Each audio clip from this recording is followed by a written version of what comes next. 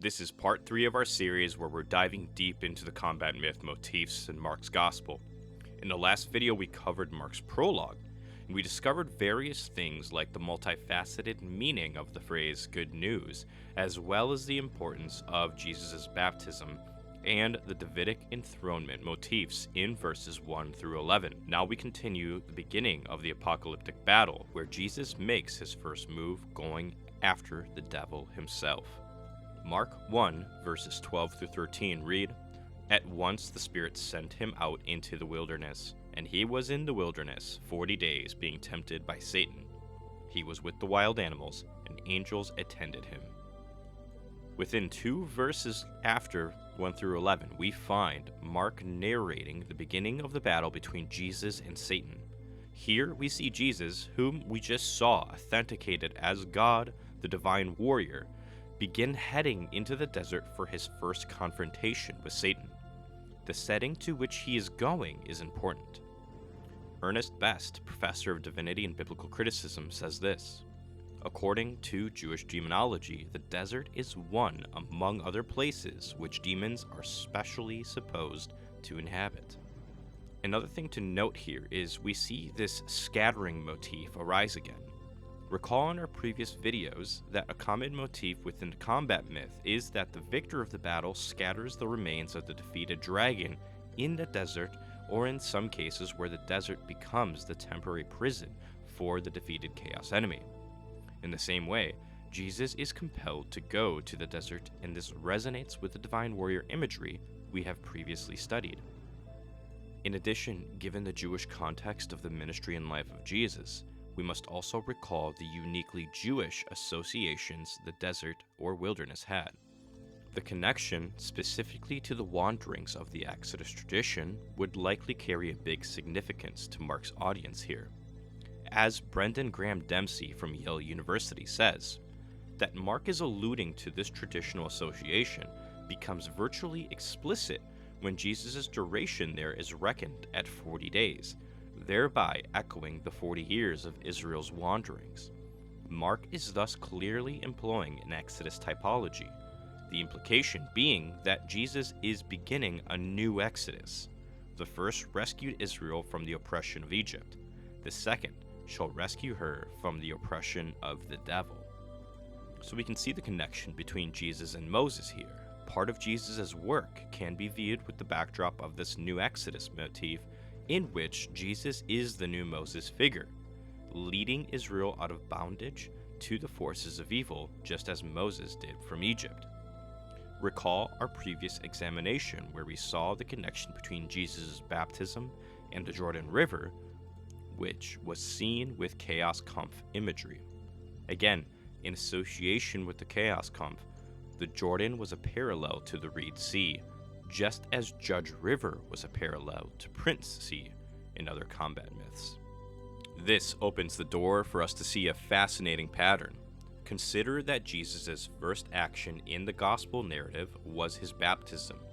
This may seem at first glance to not be a big deal, but when we look at how the Jordan resonates with chaos imagery, and then directly following we have Jesus going to the wilderness, and then after that to the Sea of Galilee, Mark is reversing the progression of the Exodus conquest tradition. This reversal structure in Mark essentially correlates the Exodus chaos traditions and the conquest battles with Jesus' actions in the wilderness and at Galilee. Mark's application of the Exodus typology sets the stage for Jesus to be the divine warrior. Furthermore, Mark employs specific vocabulary and idioms to describe the first confrontation to cement the connection. And these terms, which we will go over now in depth, are as follows. First, we have the nature of Satan's testing. Then we have the nuances of the conjunction and, especially in Mark 3. And then we have the identification of the beasts, the relationship of Jesus being with the beasts, and the nature of the assistance provided by the angels. Let's go through these step by step. First is the nature of Satan's testing. Once in the wilderness, Jesus is tested by Satan, whom he must defeat before the eschatological promised land, the new Edenic earth, can be entered. The nature of the battle is, however, not an outright type of warfare we see between Michael and Satan, for example, in Revelation 12. Rather, Jesus is tested by Satan, or πειρασμένος υπού του Σατάνα. While ambiguous in English and even to modern readers in Greek, the word πειράζω would have held strong connotations for Mark's audience. As Jeffrey B. Gibson from the University of Oxford says, the word πειράζω was an essential part of the vocabulary of early Christianity. Mark and his readers would not only have been acquainted with the word, they would have been familiar with the context in which it was used, its range of signification, and the associations that were attached to it and to its derivatives. The question then is not whether πειράζω in Mark 1:13a would have been connotative, but what connotations it was known to have. What then did πειράζω, being tried, connote? The evidence indicates that it was basically the idea of being probed and put to the proof, that is, tested to ascertain or to demonstrate trustworthiness. And when the participle, indeed any form of πειράζω, was used, as in Mark 1:13a, with reference to a person, its connotation was even more specific, being probed and proved, often through hardship and adversity, in order to determine the extent of one's worthiness to be entrusted with, or the degree of one's loyalty or devotion to a given commission and its constraints. So central was this connotation to this usage of the participle and its root, that the statement that someone was πειράζω could not be made without communicating the idea that this person was undergoing an experience in which character or fidelity was being put to the proof. One only need look at such New Testament passages such as Luke 4:2, Hebrews 2:18, 11:17, and James 1:13, where πειράζω is used as it is in Mark 1:13a. In light of this, it is unreasonable and unwarranted to assume that the notice at Mark 1:13a of Jesus being tempted originally gave no information concerning the nature of that temptation. On the contrary, since in Mark's time and among those schooled in the biblical tradition, as Mark and presumably his intended audience were, the wording was extremely evocative and bore a specific set of associations. We should actually assume that in Mark's eyes, and in those of his intended audience, this notice, even brief as it is, actually spoke volumes on the issue and signified that the temptation was a trial of Jesus' faithfulness. In light of this, we can find that this confrontation Jesus is engaged with harkens to many central motifs in the biblical meta-narrative. Jesus is engaging in a type of divine court trial with Satan to prove that he is indeed the messianic God-man, and the word πειράζω here emphasizes the hostility between the combatants. Therefore, to Mark's audience, the message would be clear. Jesus was in a battle with the cosmic rebel Satan. This connects back to the combat myth in ways we have seen previously, where texts such as the life of Adam and Eve equate Satan and the serpent with the serpent in the garden. With this association in view, then, we see by having Satan test Jesus, Mark recalls the testing of the serpent in the garden, connecting the motifs all together to the chaos monster. Next, we have nuances of the conjunction and. While initially this may seem like a silly thing to point to, now that we have the battle in view, as well as the identity of the combatants, Mark continues his narrative. Although the narrative's writing is short, it nevertheless tells us this confrontation lasted over a month. This was not a short battle, but one that, again, lasted 40 days. This brings us to the point where we have to focus on a word this narrative's meaning can hinge on, the conjunction que, or whose basic meaning is simply the English word and. Depending on the context, though, it may have a concessive sense, and be better translated as but. Mark uses the word in its concessive sense frequently throughout his gospel, and this changes the reading of the text a little bit in ways that will become more glaring in the following sections. For now, what happens is that Mark expresses the victory in an interesting way. Jesus battled Satan for 40 days, but was eventually victorious. Next is the identification of the beasts in this narrative.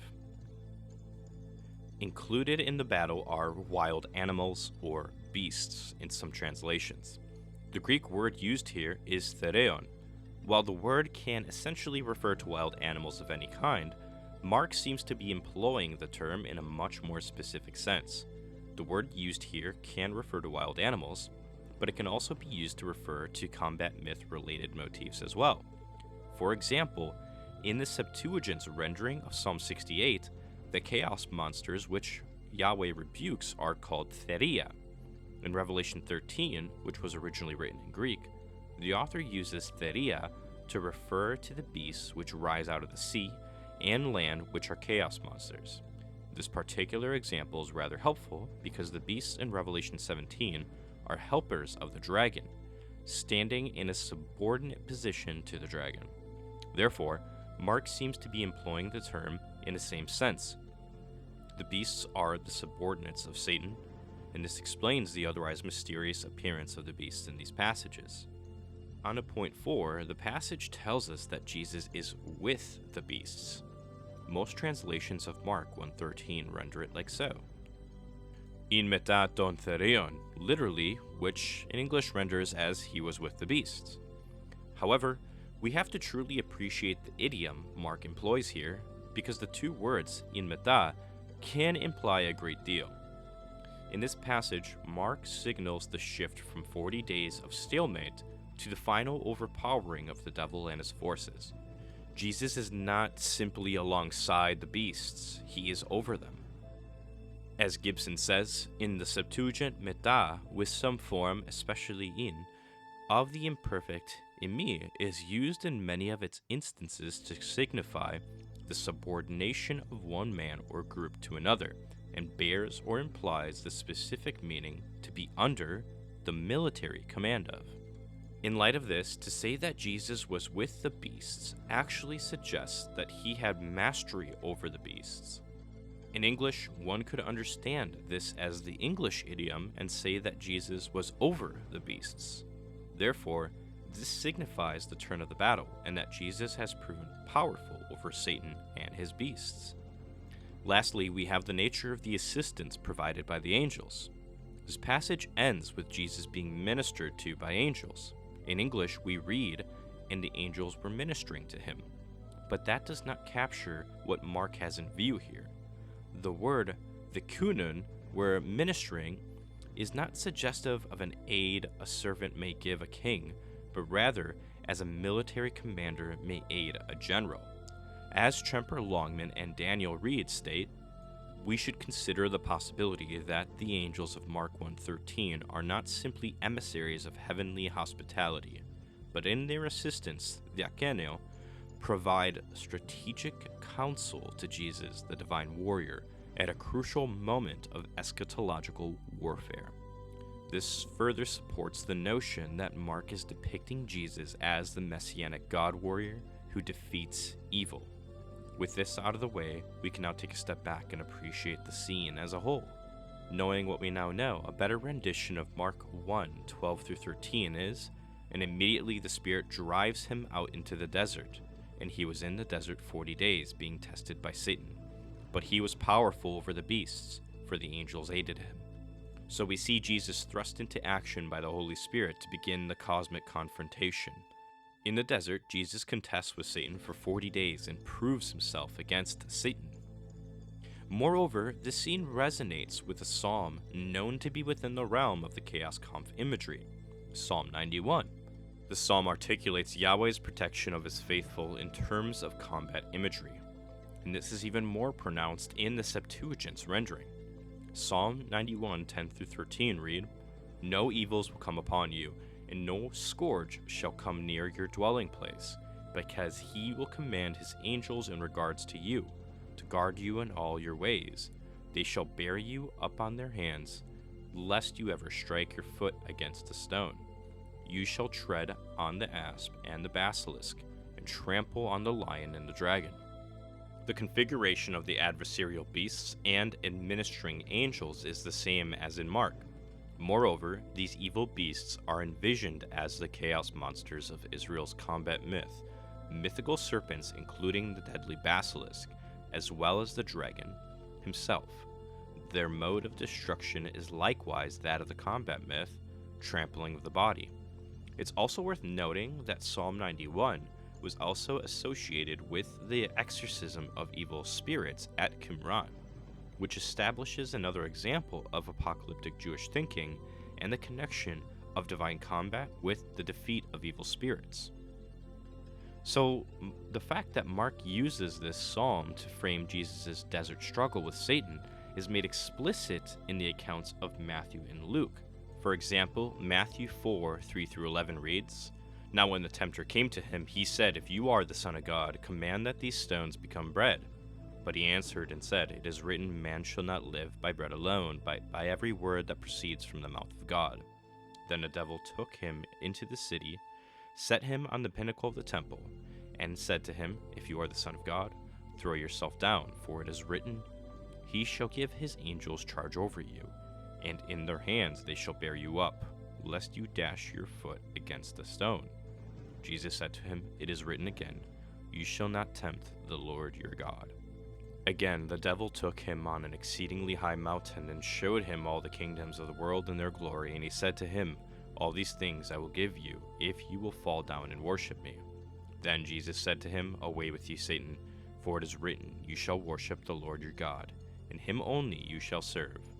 Then the devil left him, and behold, angels came and ministered to him." Therefore, while Mark uses only 2 verses to narrate Jesus' first confrontation with Satan, these 2 verses are filled with significance. Satan and his beasts have been subdued, meaning the would-be usurper king, the cosmic rebel, is defeated, and Yahweh shall now once again become king over the cosmos.